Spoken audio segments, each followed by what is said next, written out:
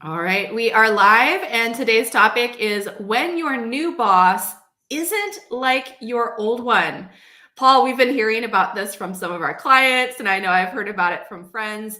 There are changes happening in organizations, people getting promoted, people leaving, a lot of movement happening, and suddenly it's the frustration of, I cannot talk to this new person the way I talked to the last one, and it is driving me bonkers. This is an experience I've had a number of times in my career. Actually, Yeah. it's I I joke that apparently I'm bad for managers because at various points in my career, I worked at one company for 5.5 years, and I had 6 different managers while I was there, and I was in Mhm. one role for 5 years.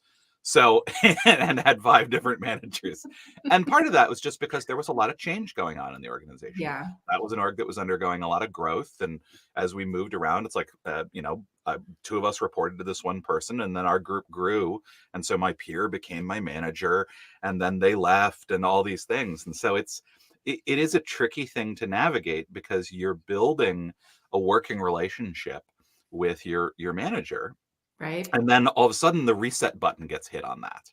Yes. Yes. Well, and not only that, but this new person, you can't use the same interfaces, so to speak, right? Mhm. It's not a plug and play manager. This widget fits just like the last one. I would love to have people add comments in the chat here. What's been the hardest thing for you in working with a different manager? For me, I remember reporting to someone, I was a Scrum Master at the time, reporting to someone with a very strong project management background.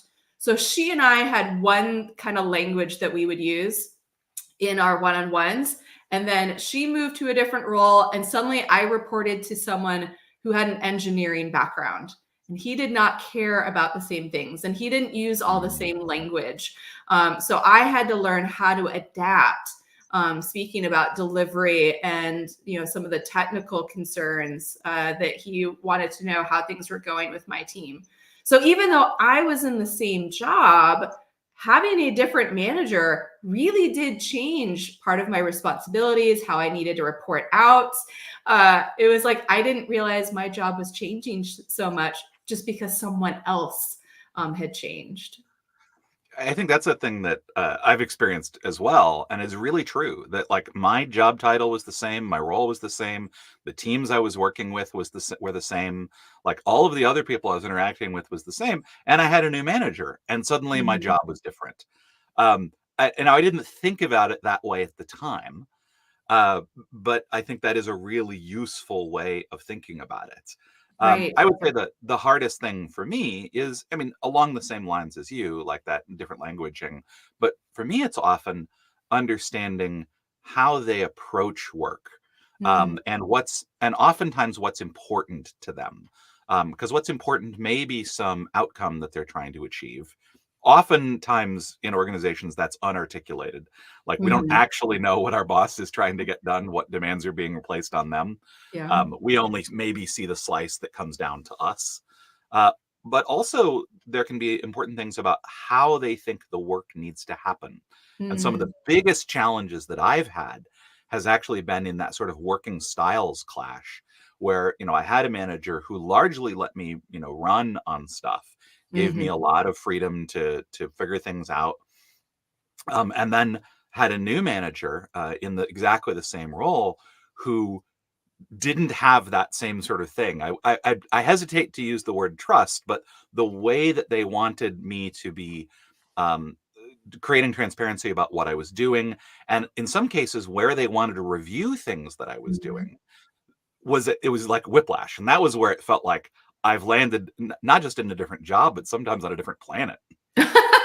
Well, and you said like you didn't want to use the word trust, but honestly, that's what I hear from a lot of folks is I suddenly feel like I'm not trusted in my job anymore by my new manager.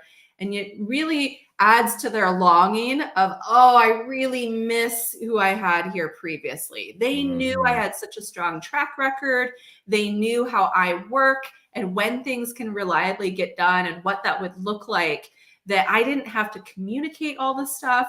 Um, or realistically, it's now the new manager is probably asking you, you're feeling peppered by questions at times. You're like, I'm trying to get the focus and do the thing, and now you're interrupting me, right? It like adds to the friction of this new relationship. And really, again, it that's where I often hear, I miss the trust that I had built up Mm-hmm. previously. Mm-hmm. And I think we need to recognize that, like, for example, the time when I felt that the most in my career was when I was actually working for a manager who was new to the organization, and new to the role, whereas I'd been there for a long time. And so there were a lot of things where this person was just getting their bearings around Mhm. what's actually happening in this org. How do we do things culturally here as opposed to maybe where they came from? And so sometimes that's a mismatch with me, Yeah. and sometimes it's a larger mismatch. But also, um, what I found was really useful, in a couple of situations like that, has been to talk about it very early. Mhm. Not to assume that they're just gonna, I can't say, just trust me to take care of this. Like, they're asking these questions for a reason. Right. And I need to, as annoyed as I am by it, I need to recognize it's filling some need for them. Well, But and I mean, really, how often can someone say, "Just trust me on this"? Like, "Oh, now I flipped on the trust switch. I'm totally exactly, great." Like, all I'm concerns sorry, I melt forgot to away. trust you. Yeah, that's what I was missing. Um, Yeah. and at the same time, like, I can hold that, hey, there's probably a reason why they're doing this. There's some need they have. And that isn't a, like, oh, they shouldn't be so needy. It's like, no, there's Mhm. a legitimate reason why they're asking it. Um, and pushing it away isn't gonna help. But also, I do need to bring up that this is a change for me. This is Yeah. different for me, that I'm struggling with this because it's different. So how do we want to work with that? Because if Mhm. I just accept it and resent it, for weeks upon weeks, it's not going to get better, and it's going to get worse. Right, right, right. Yeah. Well, and because, especially if it was someone hired in from a different organization, you have a lot of history, a lot of contextual information, and you might find yourself having to spend more time saying, here's what we've done in the past, or here's what our normal process is. Here are things that I tend to see work in the past. And that there actually is a time where your new manager is going to say, I intentionally want us to do it differently. They might actually have been brought in as the change maker, in some Hmm. cases, that they are meant to be more disruptive, and try to excel your organization to different results. And so that can be another area, that you find yourselves having some conflict around, where you're feeling like there's not enough respect for the history, or that you're not aware enough of, like, why are we trying to do a larger change? Like, what is it that we're after? What's the vision here? And first recognizing that you are, in fact, the first person, that has to get on board with that change before you can even communicate it to your other teammates or your peers, or your direct reports. Hmm. Yeah, this gets back to a topic we've talked about a number of times, which is this idea of managing up, right? Hmm. Where part of managing up is understanding, what is your manager trying to achieve? What are they trying to do? What are their goals? And so, to your point, like, when I'm noticing, hey, this working style, this way of this, this new way I have to work with this new manager, you know, is different and I don't like Hmm. it, right? It's really useful to figure out, to have a conversation with them, ideally, about what is it you're trying to achieve with this, so that I can help align around that, right? So that I can Hmm. understand. Yeah, maybe it's you don't recognize that you're doing this. Maybe you're doing it intentionally. Maybe you are shifting things. That's why you're there. If I know that my manager is trying to make an intentional shift in the way we do some things, that's very different than me going, this person has no idea what's going on. Well, and you're reminding me, that in that situation where I'm starting to feel like so frustrated with my manager, I do want to spend the time preparing for that next one-on-one conversation and really think about, what is it that I need to say? Hmm. Like, what is it that is really, like important to have them know about my working style or the current situation that we're going back and forth on. Like, what's the thing that needs to be the topic? And let me spend some time reflecting on how do I want to communicate that? What are the words that I might use? How am I going to know if I've really shared the thing and they've gotten the idea? Like, what are they going to repeat back to me? Like, how do I want to set the tone for that conversation, and what does that mean as well?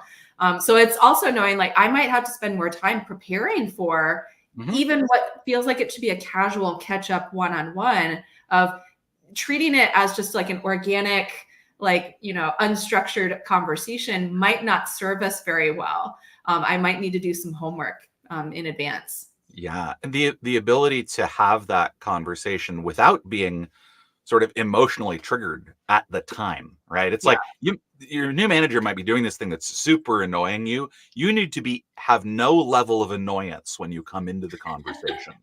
You need to have processed and worked through, because that's not going to help, right? Yeah. And I think, and that is that in and of itself is often a shift that we have to make when we're working with a new manager, is going, it used to be that I could come in, I could be like, I've had this relationship with managers before where I could just be like, I can't figure out a better way to say this. And then I just vomit the thing at them and they go, they've worked with me for long enough to know how to work with that. I don't do that with somebody who I haven't worked with for a long time, where I know that that's a safe and acceptable thing to do. Right. Now I gotta be on my better behavior when I come in. Yeah. I mean, at least you had some kind of a startup there of like, what's about to follow this like intro is going to be kind of clunky or kind of raw. So put on your helmet. Basically, yes. Yeah. But you're right. What kind of relationship are we at right now, and what's like one step better from it? And I might need to be more mindful of the words that I'm using until we feel more at ease together and we have a better sense of where the other one is coming from and the intentions that they have. And recognizing that the process of learning to work with a new manager is a process, right? It's not that there's one conversation that suddenly flips the switch and everything is back to the way it used to be, or into this new, territory of what it's going to be like. It is an ongoing thing. One of the things that I think about in this is William Bridges' work on transitions, which is one of my favorite ways of thinking about the human experience of change. And he says, there's change that happens, which is, you get a new manager, right? So day one, you have that new manager, but we haven't really gone through the transition yet of figuring out how it is to have this new manager. And so he says we often go through these sort of three different stages, right? The letting go, the ending stage, where we're we're still in that, but really they're just like my old manager, right? We go through this sort of, he calls it the neutral zone, which is this middle phase of like, we don't know how things work. Till we finally get to this idea of the new beginning, of like, now we can actually have this way of working together that we both understand. Maybe it's not the same as the old one, but we know what it is, and we're not caught up in this longing or grieving for the old way.